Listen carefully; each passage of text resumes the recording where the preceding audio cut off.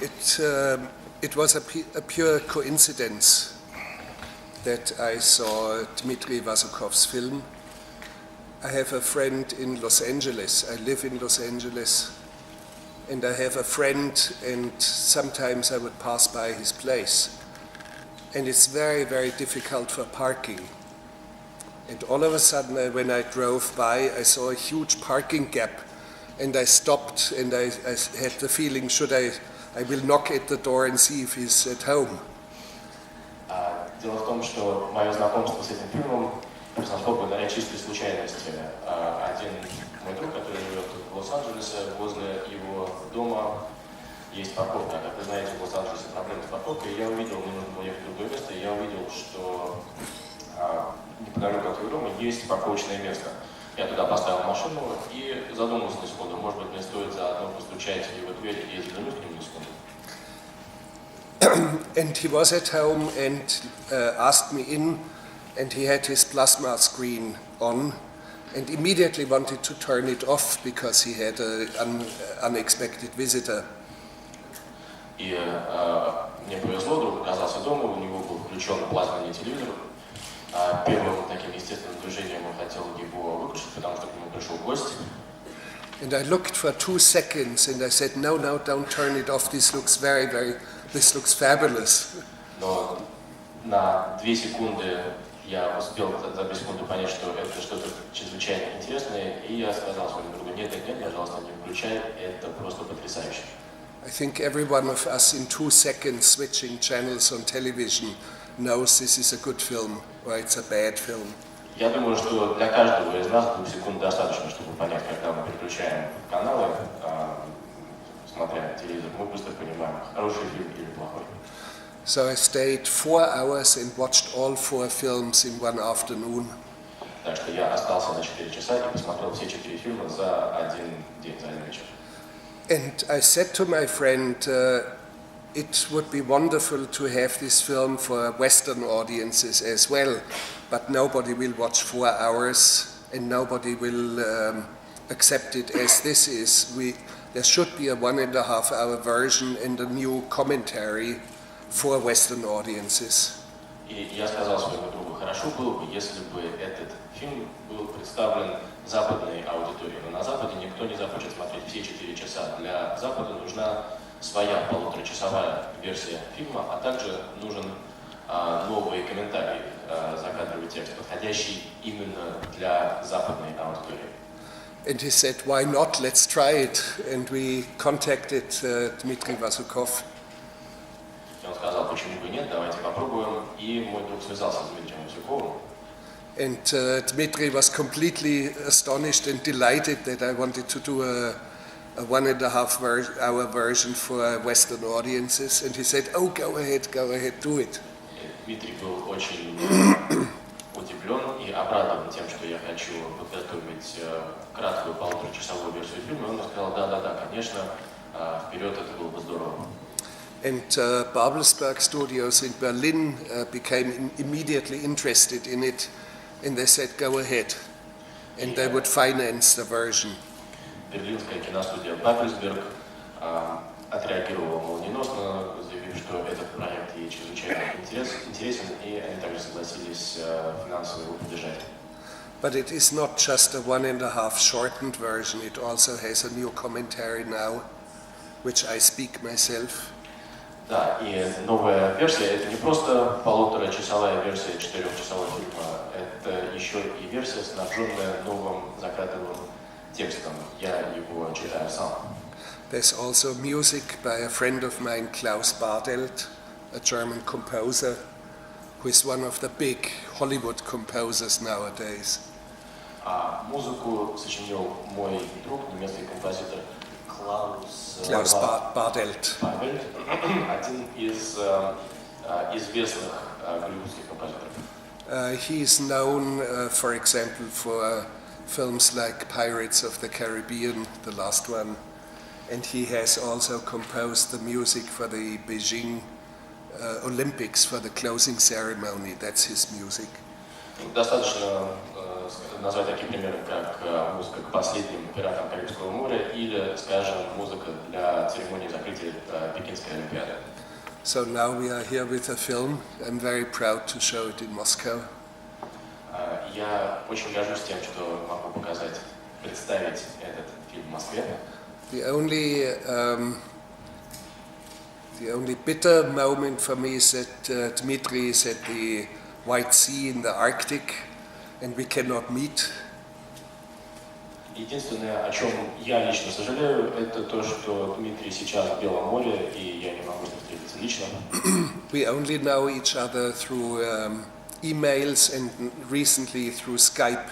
I know how he looks like. But Skype with video. Skype with video, yes. I know his face. I know what sort of cigarettes he smokes. I know whenever his beard is longer or shorter.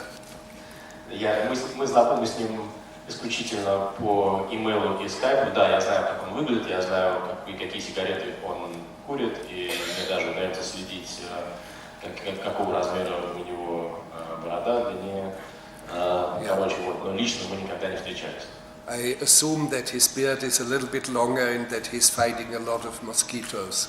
Ну, я предполагаю, что сейчас у него борода немножко длиннее, чем обычно, и ему также приходится сражаться с полчищами комаров. But my salute goes to him. He's the one who made the film. Вот. Но мое приветствие сейчас обращено к нему, потому что он истинный автор этого фильма. Спасибо. Да, прошу вас.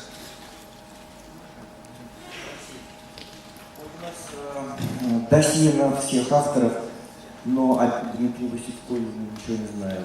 Что он снимал, можно узнать? Это дебют. Я не представился, я половина литературной России. Спасибо. We have information about all authors, but we have very little information on Dmitry Vasikov, Dmitry Polazin, литературной России. Гей, может быть, вы ответите? Да, это дебют. Это дебют Дмитрия Васюкова в таком качестве. Но он в качестве режиссера делал рекламу, компании снимал. И был режиссером такой телепрограммы, как «Диалоги о рыбалке». Собственно, этот проект во многом вышел из «Диалогов о рыбалке»,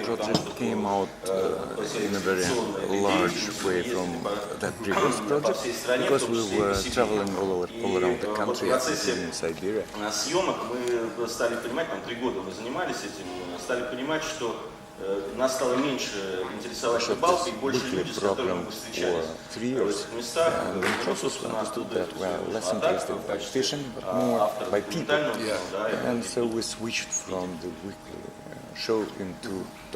Я хочу добавить просто, вот эта история объясняет, почему производство фильма, русской версии, подписано некой организацией ООО «Территория рыбалки», потому что это That's why the producer of the Russian version is a company called Территория рыбалки. Пожалуйста. Агентство «Факт-видео». Факт-видео Agency.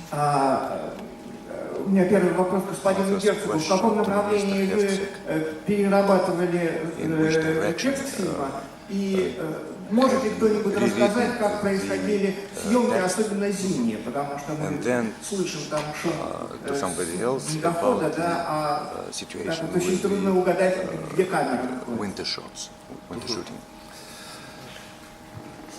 For me, it was immediately clear. Similar like Dmitry, apparently, I'm fascinated by the people out there, the hunters. Мне с самого начала стало ясно, что самое интересное – это люди. Я думаю, в этом мы схожи с Дмитрием. Люди-охотники. And when I say fascinated, so fascinated that I wish I could stay a whole year with them in the taiga. I wish I would be part of their life.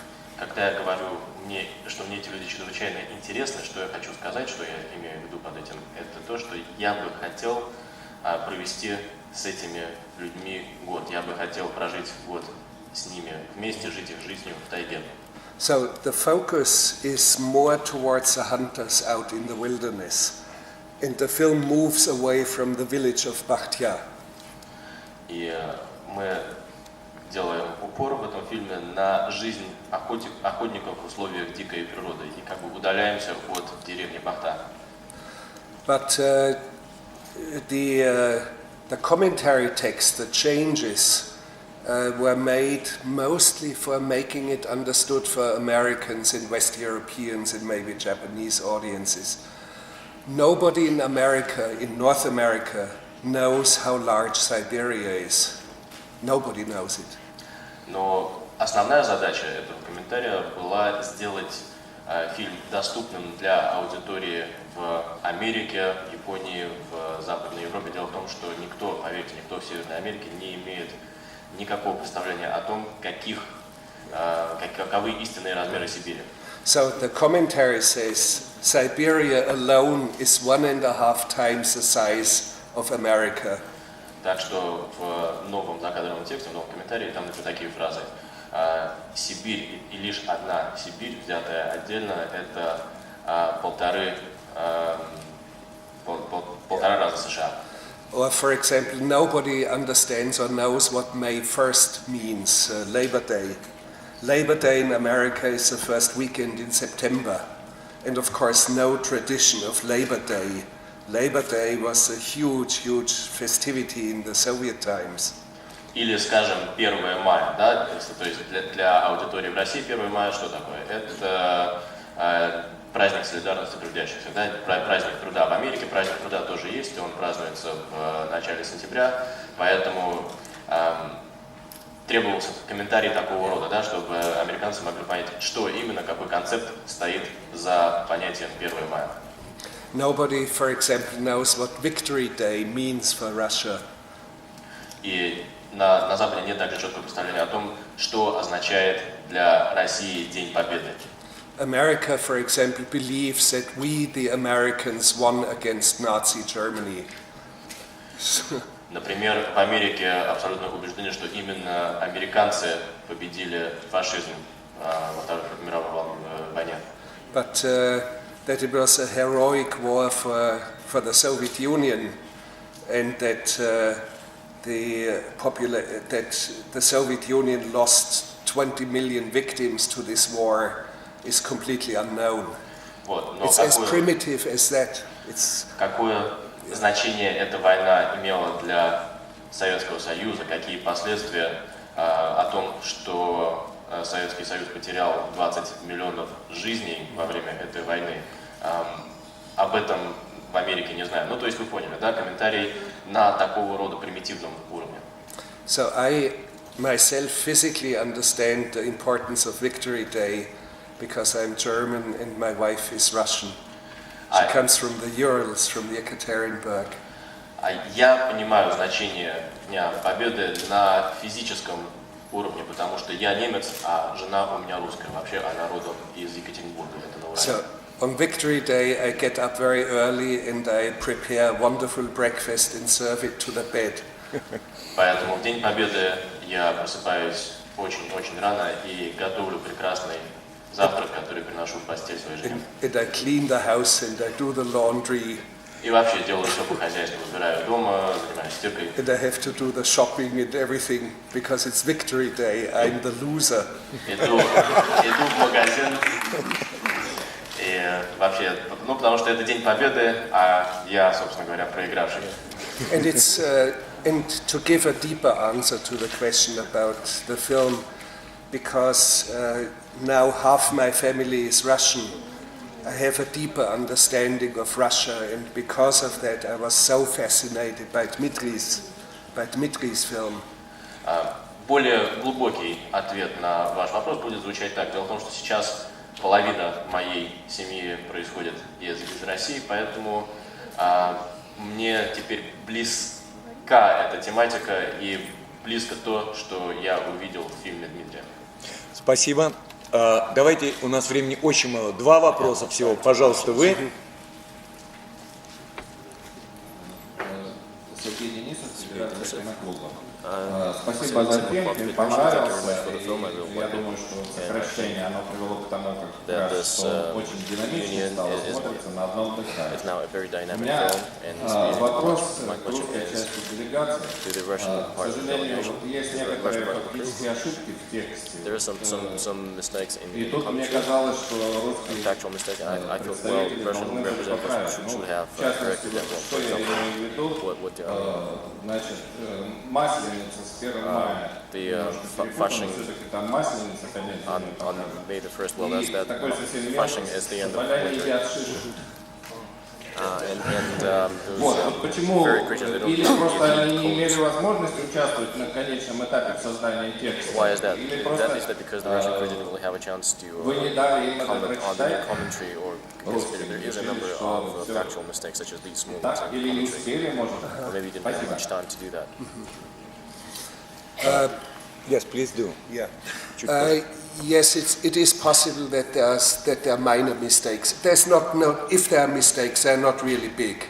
Ну, если там и есть ошибки, то они очень незначительны. And I apologize if there are mistakes in it. That's the charm of filmmaking. You see, we are not accountants, we are filmmakers. Понимаете, мы не бухгалтеры, мы кинематографисты, и если есть какие-то маленькие ошибки, ну это естественно для кинематографа. В этом и обаяние. And I will carefully listen to mistakes that are in there, and if there is a possibility to correct them, I will do that.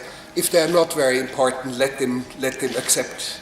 Let them be as it is. They're not very important. Я внимательно выслушаю и познакомлюсь с теми ошибками, которые там есть. Если они таковы, что можно пустить фильм дальше с теми ошибками, которые там уже есть, я это сделаю. Но если есть что-то, что требует действительно вмешательства, мы посмотрим, какие есть к этому возможности. And you should never forget, I was not in the Taiga. Не забывайте, что я не был в тайге. I did not shoot the film. Я не снимал фильм. And I wish I could have been there. Мне жаль, что мне не удалось там побывать, хотя я бы хотел там побывать.